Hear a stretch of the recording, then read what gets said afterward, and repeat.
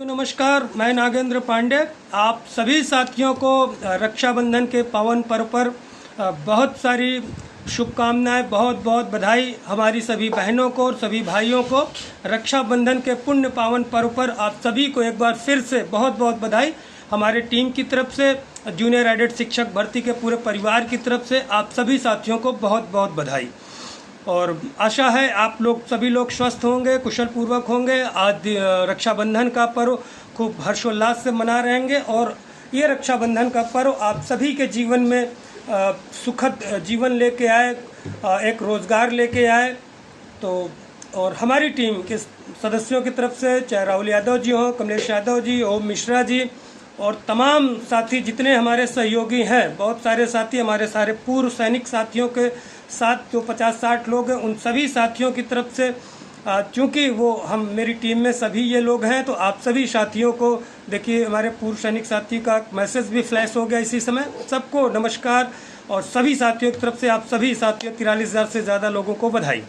कुछ सूचनाएं थी साथियों, जैसे जैसे मुझे अपडेट होता रहता है, दिमाग में आती रहती चीज़ें बताता रहता हूँ।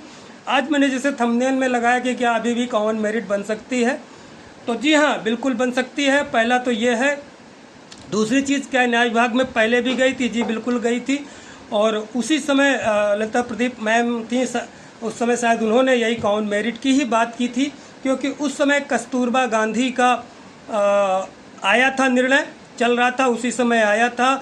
और उसमें इन्होंने मान लिया था कि स्टेट परीक्षा किसी भी उससे दिया गया हो तो कॉमन मेरिट की बात उस समय मानी गई थी, क्योंकि कस्तूरबा गांधी का उस समय निर्णय आया था कि 6 से 8 में कोई बाध्यता नहीं होती। और बाध्यता तब होती जैसे बिहार में था, तो वहाँ पे स्टेट गवर्नमेंट ने अपने से एक क्लास जोड़ा था।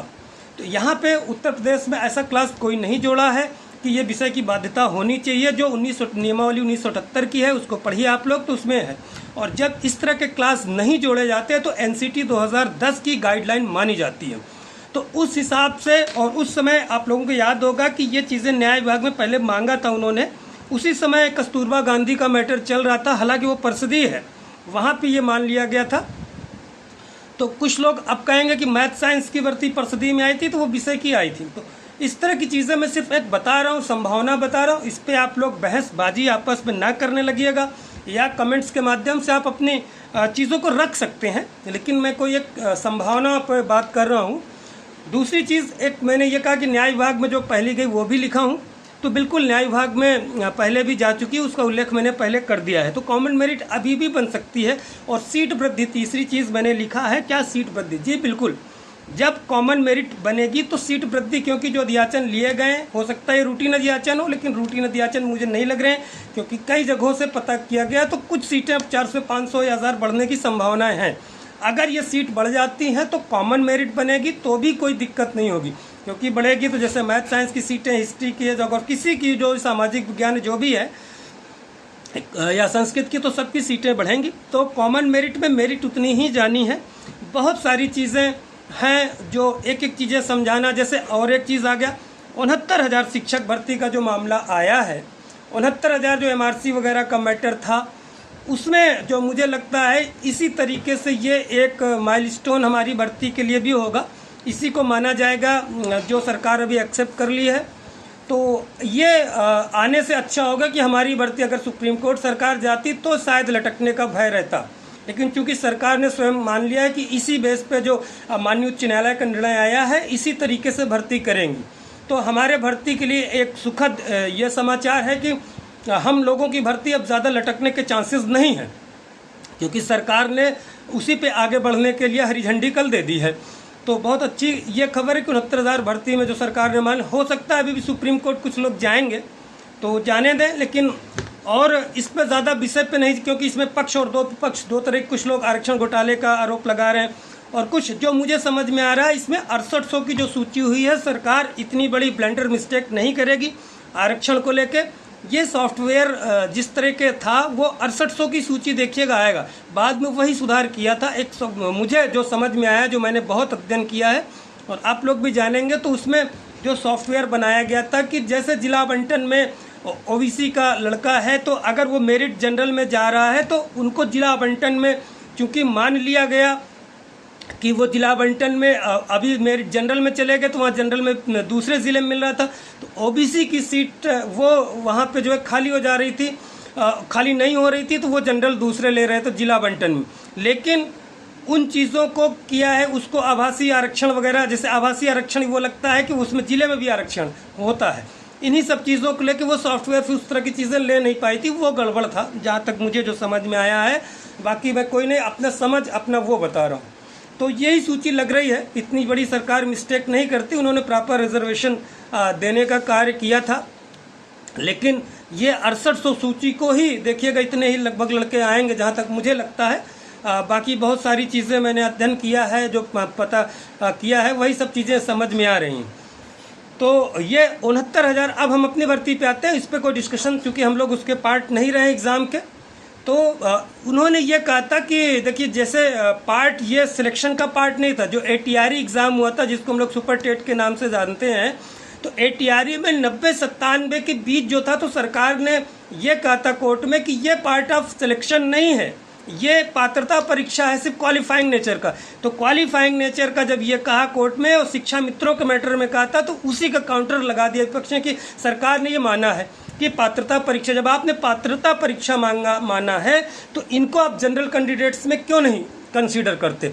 उसी बेस पे सरकार का ये निर्णय आया है, जो मुझे समझ में आता है। और यही चीज़ अपनी भर्ती में होगा। तो अपनी भर्ती में चूँकि सीटें कम हैं, तो 90-97 के बीच वाले जो हमारे इसमें इफेक्ट नहीं होगा इसका कोई। अच्छा, जिसको ज़्यादा जानकारी चाहिए होगा वो टेलीग्राम वगैरह में डिस्कशन कर लेंगे, जो हमारे टेलीग्राम चैनल है, मैं इसमें लिंक भी डाल दूंगा, क्योंकि बहुत सारे साथी देखते हैं।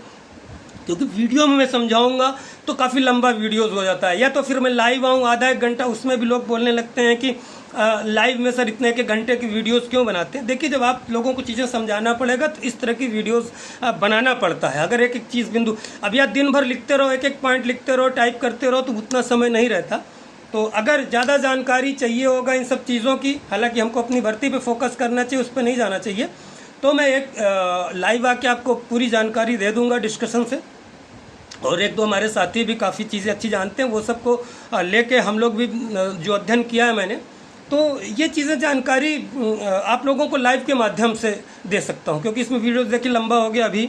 और चीज़ें ये चीज़ें हैं, तो आप लोग बिल्कुल निश्चित तौर से, कॉमन मेरिट भी बनती है तो उसमें कोई नुकसान नहीं होगा, क्योंकि कॉमन मेरिट अगर ये बना रहे होंगे तो फिर सीट भी वृद्धि करना पड़ेगा, तो मेरिट लगभग उतनी ही जाएगी।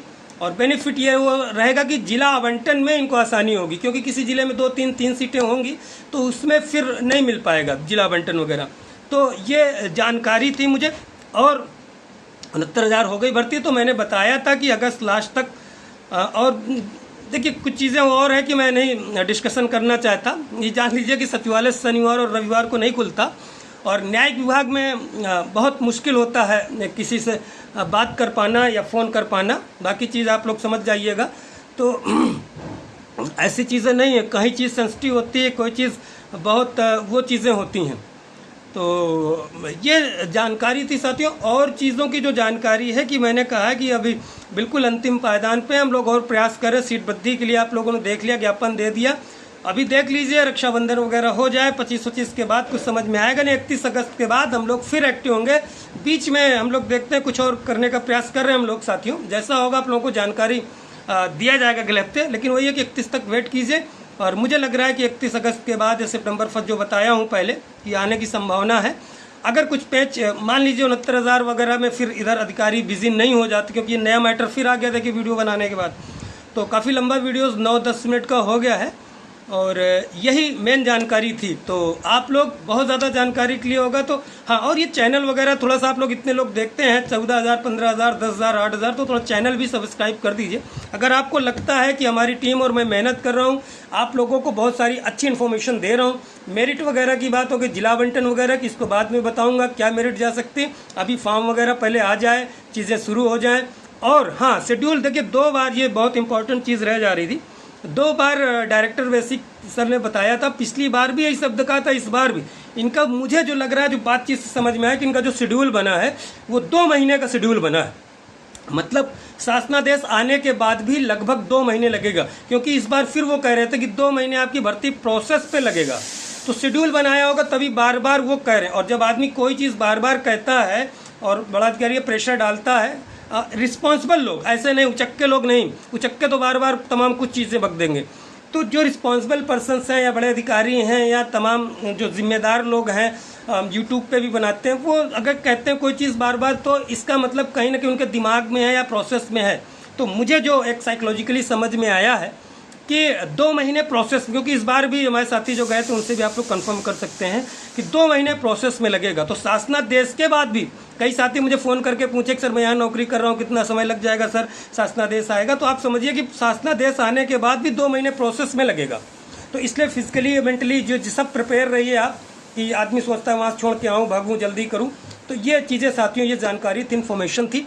और आपको लगता है कि इन्फॉर्मेशन या जो मेरी जानकारी रहती है वो ऑथेंटिक रहती है और अच्छी रहती है, आपके लिए यूज़फुल रहती है, तो आप इसको चैनल वगैरह भी हमारा सब्सक्राइब कर दिया कीजिएगा, वीडियोज़ भी शेयर कर दीजिएगा। और हमारे सभी, आज रक्षाबंधन का दिन है, तो जो अभिभावक देखते हैं, बहुत सारे मुझे जानकारी मिलती है, उनके बच्चे साथ में रहते हैं, फ़ोन करते हैं, सभी अभिभावकों को और बड़े लोगों को मेरा यथायोग्य अभिवादन और मेरा नमस्कार और आपके आशीर्वाद की कामना करता हूँ, आकांक्षा हूँ। जो हमसे बहुत बुजुर्ग लोग हैं, अभिभावक हैं, तो उनसे यथायोग्य आशीर्वाद और शुभाशीष की कामना करता हूँ। और खुद शुभाशीष और वो मेरे से जो लोग हैं छोटे या वो, उनको यथायोग्य शुभाशीष है। तो नमस्कार, जय हिंद। और नेक्स्ट वीडियो में जैसी जानकारी होगी फिर मिलूँगा। और हमारे टेलीग्राम चैनल पर जुड़ जाइए, तो उसमें तमाम और जानकारी छोटी छोटी मिलती रहेगी। नमस्कार, जय हिंद, जय भारत।